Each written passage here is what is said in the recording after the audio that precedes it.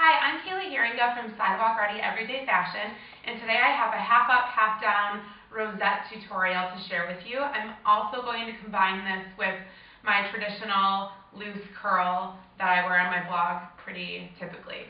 So I had someone email me asking for a half up, half down style that they could wear to an event, and around that same time I had someone email me asking about how I curl my hair. So I'm going to combine those two into one video for you guys today. So for this look, I'm going to use my 1 1/4 inch curling iron. This is my favorite width to use when I'm curling my hair because it looks really natural. If your hair doesn't hold curl very well, or if you're planning on wearing this for a full day and want it to look good for the evening for an event, I would use a smaller curling iron. Something around 1 inch would be better. So this is the difference between the two. Everyday event. Okay, so for this look, to get started, I'm going to curl my hair first. So what I'm going to do is I'm going to section my hair out. I like to use a clip. You can use a hairband, whatever you want. So I'm going to start in this bottom section. I'm going to use my fingers and just take this section right above the ears. Now, when I wore this look on my blog a few days ago, I curled my hair using the wraparound technique. I'll link to that video below. I did a tutorial for that probably like over a year ago. But today I'm going to be using a more traditional curl. It's a little more formal looking in my opinion. So because, say that I'm wearing this for an event, I'm going to be using a heat styling product. This has a little bit of hold and it's going to help it last a little better. This is the Redken Iron Silk. This is my favorite heat protectant. So I'm just going to spray this in, not too close to the hair, so it kind of disperses a little bit better. Now I'm going to take my curling iron, and I'm going to grab a section on the side here. Typically in this bottom section, I'll split it out into 4 different subsections. So here's the first one. Just smooth this out with my hands. Now for this, I'm going to, rather than clamping at the bottom and rolling it all the way up the barrel, I'm going to clamp it at the top and wrap it from there. Now keep in mind I can't really see what I'm doing here, so hopefully I don't burn myself.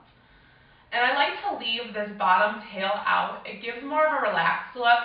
If you want this to look really formal, really curled, curl the bottom section. And just leave that in for a second. This curling iron is pretty hot, so it only takes a second to get that curl. Now I'm going to move on to the next section. And now these are curls that I'm doing away from my face. So these first 2 sections are going away from my face.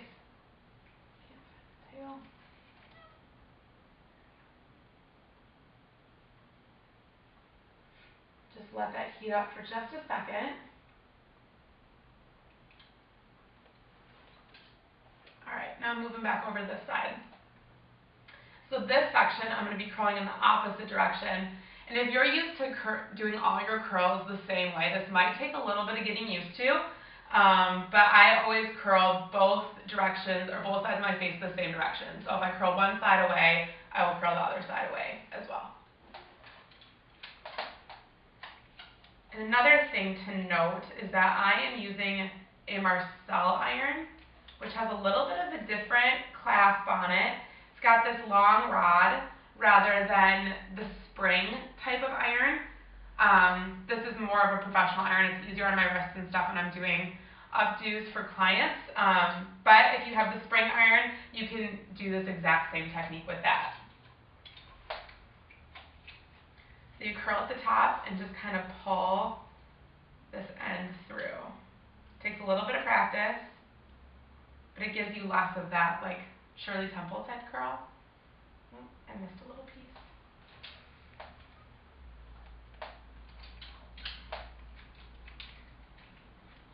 So normally for this first section, it's pretty easy to tell which pieces you curled if you've gotten everything. Let's see. Which I didn't. It's over here.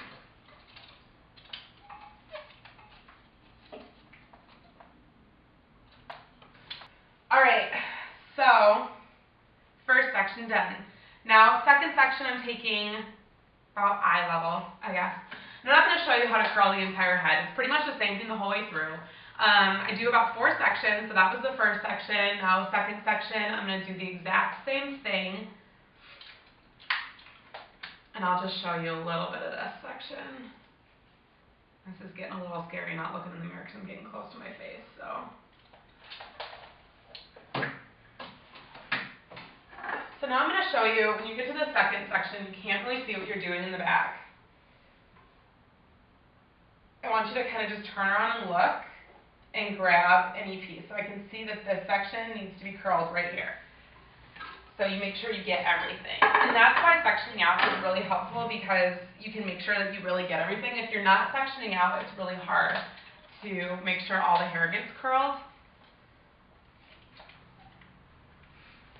Alright, so I'm going to stop it here. This is pretty much how you do the curl. Just clamp at the top and pull the hair through. Make sure your curling iron is nice and hot. If you're having a hard time getting your hair to hold a curl, I would recommend the heat styling product or a better curling iron. Hot Tools is my favorite brand, so if you need suggestions on good curling irons, that's my favorite.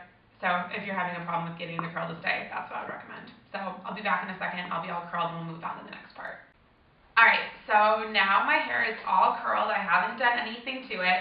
I sectioned mine out into 4 sections like I mentioned before, but I would like to say that if you have a lot of hair, you might need to take more sections. So just take sections that feel comfortable for you and you feel like you're getting a good curl out of.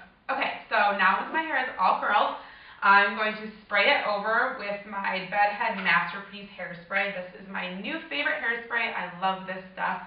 Alright, so I'm just going to spray it lightly. Nothing too heavy, just to give it a little bit of hold.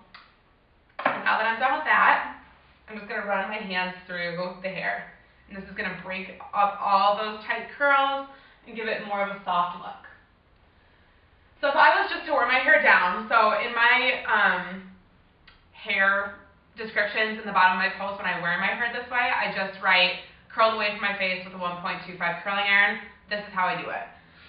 So after that is done, I use my Big Sexy Hair Powder Play. This is the product I use all the time. And I sprinkle this in my roots just a little bit to give it some hold and some lift. And I'm going to use this in this tutorial too. So actually last time I wore my hair this way, it was a day dirty. So the previous day I'd worn it just air dried, and the next day I curl it on top and then use the Big Sexy Powder Play. So you can do it that way too if your hair is workable the second day. Okay, so as I said, if I was just going to leave my hair down today, this is what I would do, and then I would spray over the top a little bit more. But for this look, we're doing the half up, half down rosettes. So what I would do for this style is go in and just do a little bit of back combing. I'm going to do a little bit on each side on top of that powder. So that helps it hold even better. And I don't like to have a really noticeable part besides just in the front, so I'm going to go in and back comb this back part just a little bit.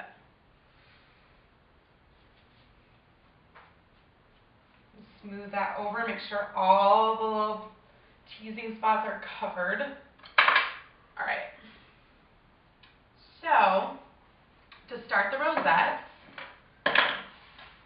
I want you to take your hair above each ear, gather this hair in the front. I want you to just take this, stick your fingers up, kind of like in my past updos where you do the half up, half down, but we're not going to gather all of it, just these front spots. Leave some of that out in the back. So gather this onto the back of your head, just like this. Now, your first rosette, which is the top and center one, you're going to use this hair for. So I want you to just take this hair, I spin mine clockwise, like you're creating a little bun. But don't do it too tight, so you still get this little wrapping and the hole in the middle. Now to bobby pin it, you want to try to keep your bobby pins as unnoticeable as possible. So what I'm going to do is take this pin on the side here and just start underneath. And to get it kind of invisible, you just weave it really lightly back and forth as you work it into the hair, and then push it in the whole way. and that's going to secure that a little bit. So the trick is to weave it really lightly, just back and forth a teeny little bit, rather than just sticking it straight in. And do the same thing over on this side. Really lightly weave it. Now I'm going to do two more, and I'm going to start with this one on this side. So to do this, I'm going to take some of this hair that we left down from the crown area and just grab this on an angle. So it's almost going to be kind of a little triangular section. Don't take it too far out here. If you take it too far out from the side, when you wrap your rosette, this part is still going to be visible, and we really want to cover that up. So I'm going to do the same thing here. I'm going to take this hair and wrap it around. But instead of wrapping it around multiple times, I'm going to wrap it once and kind of tuck this tail under this right here. So you have your rosette, but you still have these cascading curls, which I think adds a little bit of interest to the back. So I'm going to do the same thing here with my bobby pin. Grab this on the side and just weave it back and forth through the hair and stick that in. Now on this side, we want this tail to kind of come from underneath the rosette a little bit. So I'm going to make sure that's a little tucked before I start weaving and pinning. See how that looks? Okay. So same thing over on this side. Take that section of hair on a triangle, so it's going to angle down this way. You have a couple options with this rosette. You can either wrap it counterclockwise or clockwise. In my original version of this, I wrapped it clockwise. I'm going to do the same thing this time. Wrap it around just like you did with the other one, and kind of tuck it. Weave that bobby pin in.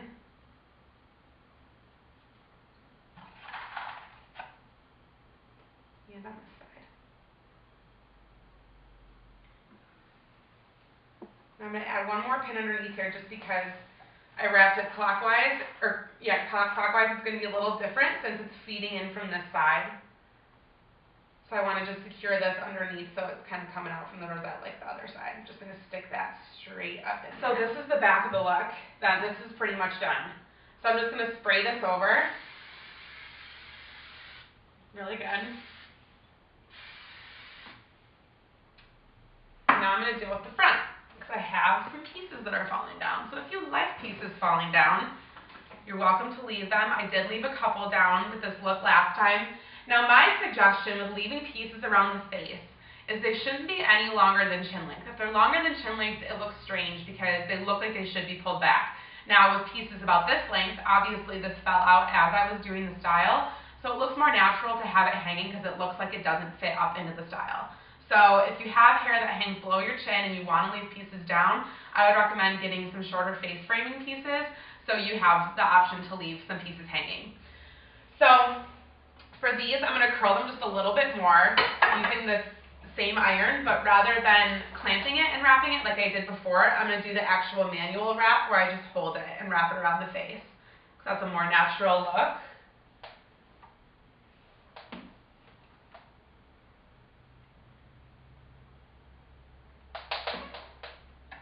And so last time, I left this piece down, but with this piece I made it a little smaller, and rather than having it come directly from the part, I pulled some of this hair back that is right on the part, and brought this back into the updo.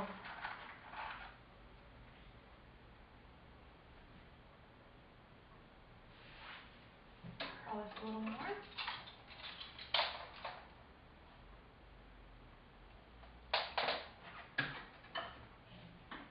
Alright, I'm going to spray those front pieces really good too because these will fall.